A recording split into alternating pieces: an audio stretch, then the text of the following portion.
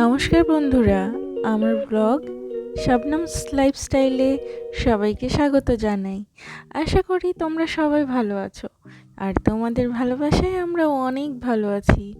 বেশ কিছুদিন পর একটা ব্লগ নিয়ে তোমাদের সামনে এলাম। আজ হচ্ছে শনিবার আর 31শে আগস্ট। আজ আগস্ট মাসের শেষ দিন। আমি আজকে রান্নার আয়োজন নিয়ে এলাম তোমাদের সামনে।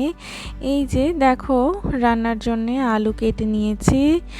আলু, এই যে হচ্ছে লাউ, আলু লাউ আর ডিমের একটি রেসিপি তোমাদের সঙ্গে আজকে আমি শেয়ার করব। তো বন্ধুরা দেখে নাও, কড়াই চাপিয়ে দিয়েছি। এখন একটু কড়াইটা গরম হলে আমি কড়াইয়ের মধ্যে তেল দিয়ে নেব। কড়াই গরম হচ্ছে আর আমি ততক্ষণে ডিমগুলো রেডি করছিলাম।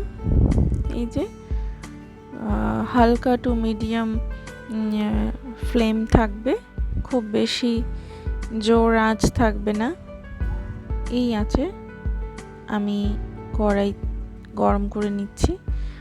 আর এখন তেল দিয়ে নিলাম। কড়াই গরম হয়ে গেছে। যেহেতু কড়াই গরম হয়ে গেছে, তেলটাও গরম হতে বেশিক্ষণ লাগবে না। ততক্ষণে আমি ডিম নিয়ে নিয়েছি।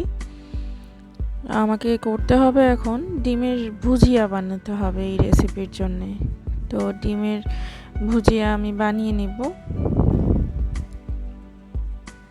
আর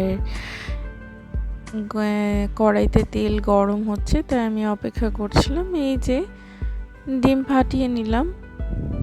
তো ডিম দিয়ে দিলাম, আর এর সঙ্গে আমি হালকা করে দিলাম আর একটু গ্যাসের ফ্লেম, কেননা ডিমটা পুড়ে গেলে একটা আলাদা গন্ধ হয়ে যাবে। তো ডিমের ফ্লেম কিন্তু খুব কম থাকতে হয়। এই যে নুন দিয়ে দিলাম একটু ভুজিয়া বানানোর সময়। তো ডিমটাকে আমি যথারীতি ফেটিয়ে নিলাম কড়াইতেই, তাতে করে ভুজিয়াটা বেশ ভালো হয়, ঝরঝরে হয়ে যায়। তোমাদের সঙ্গে বহুদিন পর আজকে আমি ব্লগে আসলাম। খুব বেশি সময় হয়ে ওঠে না, সংসারের কাজ কর্ম, বাচ্চা সব কিছু নিয়ে বেশ ব্যস্ত থাকি, তাই শর্টস ভিডিও দিয়েই কাজ চালাচ্ছি। এই যে হয়ে গেছে, এখন ভুজিয়াও রেডি। আর ডিমের ভুজিয়াটা আমি এখন প্লেটের মধ্যে নামিয়ে নেব।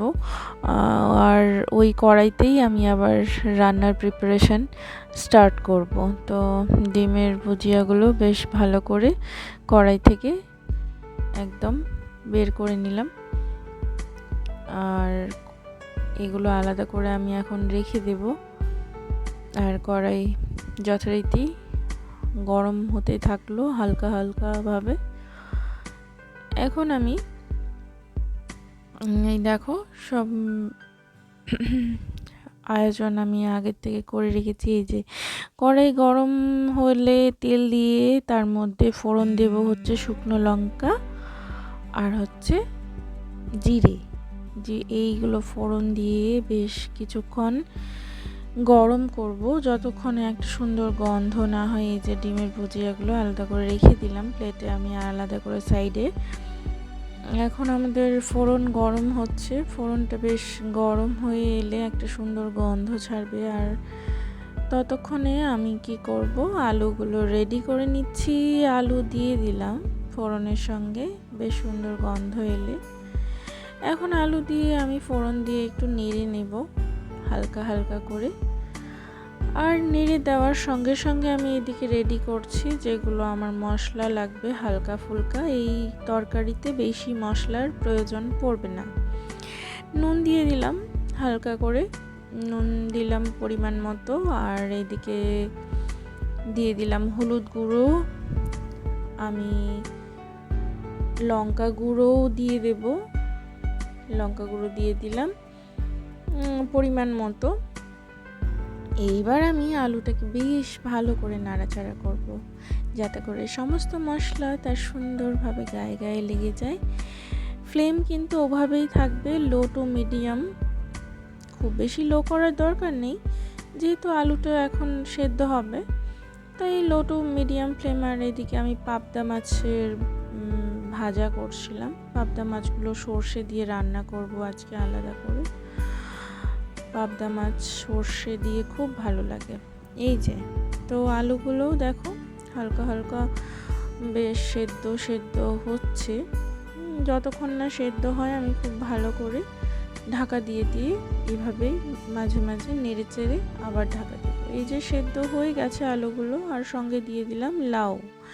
তো লাউগুলোকে আমি আলুর সঙ্গে ভালো করে মিক্স করে নেব, যাতে করে মশলা টশলাগুলো সমস্তটাই আলু আর লাউ দুটোরই বেশ ভালো করে মিশে যায়। মশলা খুব বেশি দিইনি, তোমরা নিশ্চয়ই দেখলে। তো এটা খুব হালকা মশলার তরকারি, আর খুবই টেস্টি হয়। গরম গরম যদি খাওয়া যায় এর স্বাদ হয় অতুলনীয়।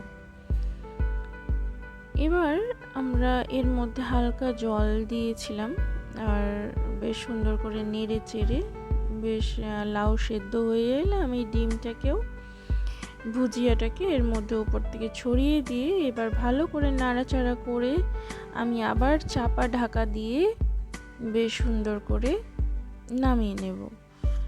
তো এই যে আমার আজকের প্রিপারেশন লাউ আলু ডিমের হালকা ঝোল বেশ ভালো হয়েছিল। আর এর সঙ্গেই আজকে আমি আমার ব্লগ শেষ করছি। আজ এইটুকুই থাক। তোমরা সবাই ভালো থেকো, আর আমার আগামী দিনের ভিডিওগুলো দেখার জন্য আমার পেজটিকে ফলো